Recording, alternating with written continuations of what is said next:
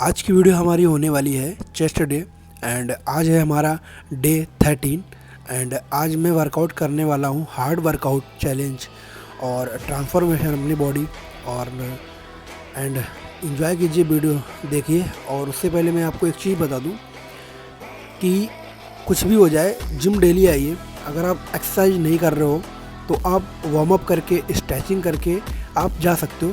But अगर gym आप एक दिन मान लो आप 60 दिन जिम आते हो तो एक माइंड अपने बॉडी को हमारे माइंड को एक चीज़ पता चल जाती है कि हमको डेली ये काम करना है। अब मान लो मेरा काम सिर्फ इतना है, सुबह उठना है, जॉब के लिए निकलना है, शाम को आना है, खाना बनाना है, फिर जिम चले आना है।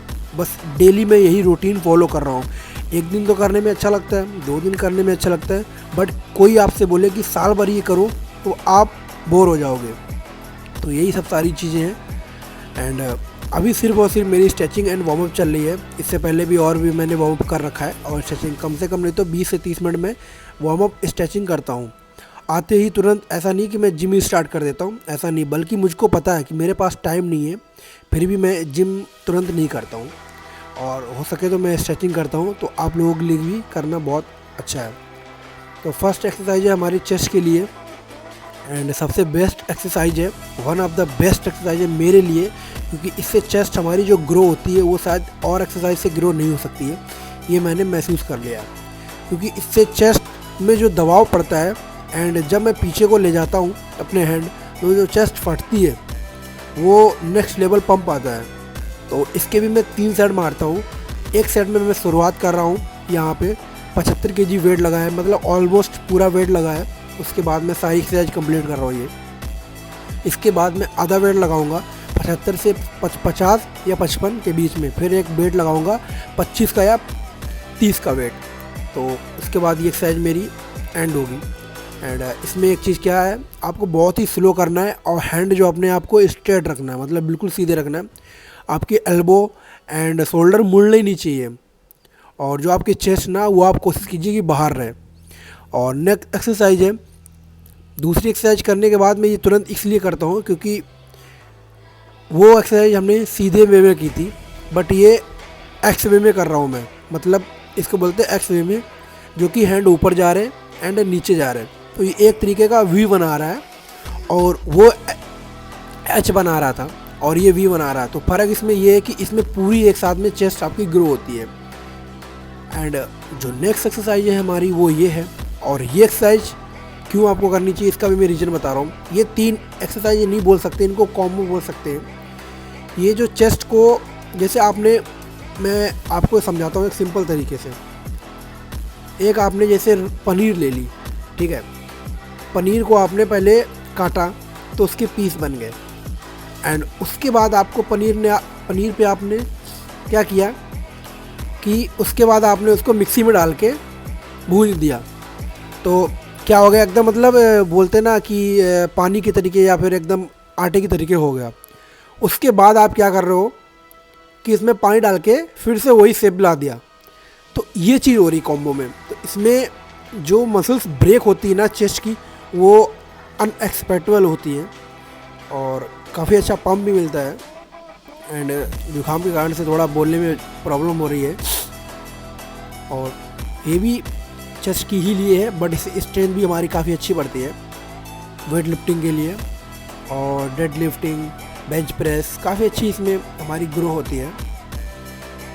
और इसके भी 3 सेट ही मारता हूँ, ज़्यादा सेट नहीं मारता हूँ क्योंकि ज़्यादा मेरे मारने की इतनी क्षमता है नहीं, खासकर चेस्ट के लिए वर्कआउट बेंच प्रेस में। एंड इसके काफ़ी अच्छे सेट मार लेता हूँ, बट वेट थोड़ा कम है इसी अकॉर्डिंग। तो वेट अपने अकॉर्डिंग लगाइए कि हर एक वेट फील हो। तो सारी एक्सरसाइज करने के बाद कहीं ना कहीं एक्सरसाइज कम हो जाती है, ये तो सबको पता है कि मान लो एक बार में 10 रैप मारा 30 kg से, तो दूसरी बार में शायद 10 मारूँ, बट तीसरी बार में 10 नहीं लगेंगे, 9 या 8 पे ख़त्म हो जाएगा बंदा। तो ये है, इसके भी 3 सेट करता हूँ और ये हमारी अपर चेस्ट के लिए काफ़ी अच्छी है।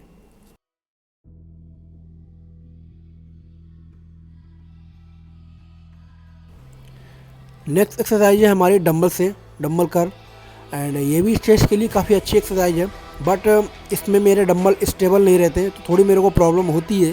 शायद आपके स्टेबल रहते हो बट मेरे नहीं रहते। और ये है 15 kg के डंबल। तो इसमें एक चीज़ अच्छी है कि बैलेंसिंग मेरी धीरे धीरे इम्प्रूव हो रही है।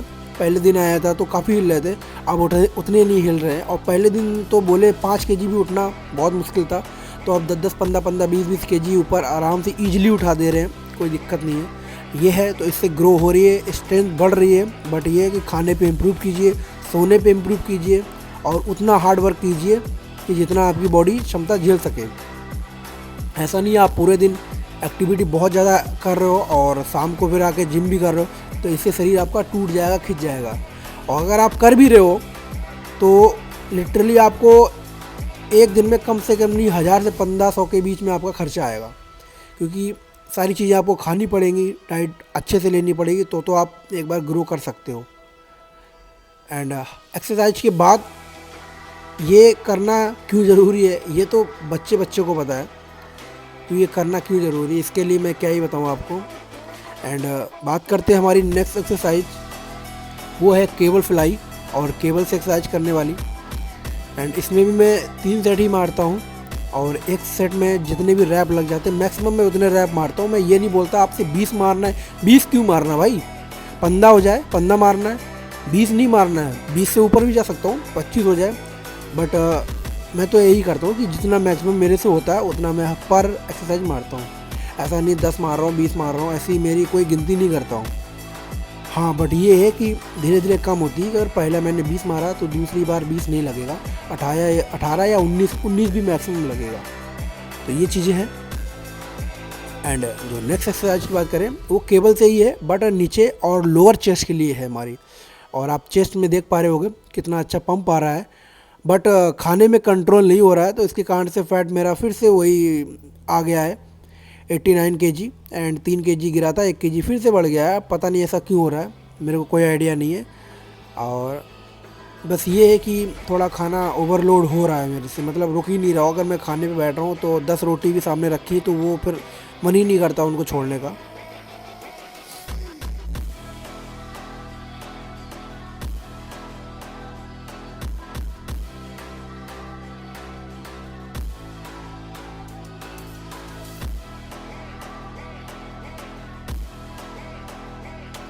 तो ऑलमोस्ट सारी एक्सरसाइज कंप्लीट हो गई हैं। अब है आपको रिजल्ट दिखाने की, और रिजल्ट आपको क्या ही दिखाऊं, टी शर्ट के बाहर चेस्ट बाहर निकल के आ रही है लिटरली। आप अगर देख पाओगे तो चेस्ट बाहर निकल के आ रही है। एंड कल जो हमारी एक्सरसाइज है वो है बाइसेप एंड ट्राइसेप की, और काफ़ी अच्छा बाइसेप भी ट्राइसेप भी ग्रो हो रहे हैं, काफ़ी हर चीज़ बढ़िया ग्रो हो रही है। बट मैं ध्यान रख रहा हूँ खाने पर, क्योंकि खाना ही मेरे से कंट्रोल नहीं रहा। अगर खाना मेरे से कंट्रोल होगा ना तो लिटरली मैं गॉड लेवल की एक बॉडी बना सकता हूँ, अचीव कर सकता हूँ। मैं ये नहीं बोलूँगा कि मेरी बॉडी बहुत अच्छी है, अभी बिल्कुल भी अच्छी नहीं है। मैंने अभी अपनी बॉडी में 20% भी काम नहीं किया अच्छे से अगर देखें तो। बट मैंने अगर 10% काम किया है तो आप देखोगे कि 1 मंथ में अगर 10% काम हो रहा है ना तो साल भर में क्या ही होगा, मतलब क्या ही होगा। तो ये सब सारी चीज़ें हैं। तो अभी सिर्फ 1 मंथ हुआ है और इतने अच्छे रिजल्ट, और पता नहीं ये जेनेटिक है कि क्या है। और मैं बोलूँगा नहीं कि इतनी स्ट्रेंथ मेरे को कहाँ से आ गई। जो शुरुआत में 100 kg उठाने में हालत ख़राब होती थी, आज वही डेड लिफ्टिंग मार रहा हूँ 160-170 kg की। तो ये कहीं ना कहीं अपनी इन्हेंस इम्प्रूव हो रही है। बट फैट लॉस नहीं हो रहा मेरा, जो बेली फैट है एंड नाभि के पास जितना भी फैट है वो फैट लॉस नहीं हो रहा है। और उसके लिए कोशिश लगी है, खाने में इम्प्रूवमेंट है, धीरे धीरे होगा, हर चीज़ धीरे धीरे होगी। एंड अभी आज की कुछ रिजल्ट ऐसा है, और आप देख पा रहे हो एकदम चेस्ट रेड हो रखी है, बट वाइट लाइट के चक्कर में नहीं हो पा रहा है। तो आप देख पाओगे तो चेस्ट जो हमारी है ना वो रेड है। खाली बस मेरे पास जो भी बचा है बॉडी में वो है नाभि के पास जो फैट है, बस उसके बाद इनफ एंड दैट्स इट बस। फिर बॉडी आपको अलग ही दिखने लगेगी। और चेस्ट की बात करें तो बहुत अच्छी चेस्ट पंप हुई है हमारी, कोई है नहीं साथ में, नहीं तो चेस्ट तो बाहर ही निकल के आ जाए। एंड बोलेगा कोई भाई चेस्ट तो ने लगवा रखी है अलग से। एंड अकेले जिम में उतना मोटिवेशन मिलता नहीं है जितना 2 लोगों के साथ में मिलता है। अगर मैं अकेले 10 रैप मार रहा हूँ, अगर साथ में एक बंदा है उसके वो मोटिवेट अगर कर रहा है तो काफ़ी अच्छा। Thank you so much. Like करना, सब्सक्राइब करना। Good bye.